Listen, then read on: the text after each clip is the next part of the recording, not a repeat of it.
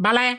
مردم. دلیل؟ سوختم. گازوئیلی بودی؟ بله. جوونم بودی یا؟ برو بخش گازوئیلیو. کجاست؟ برو داخل، همه رفیقات همونجا نشستن. ما دیگه جامونی نده از شما. یعنی یه دونه ایرانی جا نیومد و مرگ طبیعی بمره، یا عرق یا گازوئیلی یا تصادف یا دعوا. به بچه‌ها بگو سر به سر هیتلر ننوسنو بدری در تووا. بله.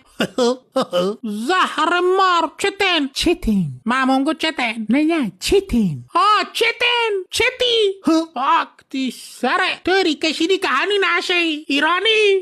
یعنی آبری نذاشتیم برا ما. روم نمیشه تو رو خدا نگاه بکنم. گم بزن برا داخل. میکروب نگاهی بکن. شلوارت تو رو پوشیده بدبخت. استفاده. چی بویی دیگه؟ ایرانی راه نده. دیگه چشو کرده؟ تو بهش گازوئیل بارزنن جهنم خالیت کرده.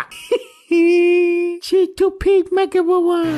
اوه ادی نیسان گاوی تو بهش ها؟ چی بود؟ ترکی. یا اون دنیا ترکی هون، این دنیا همیشه ترکی. خود که تو بهش خلافه کن.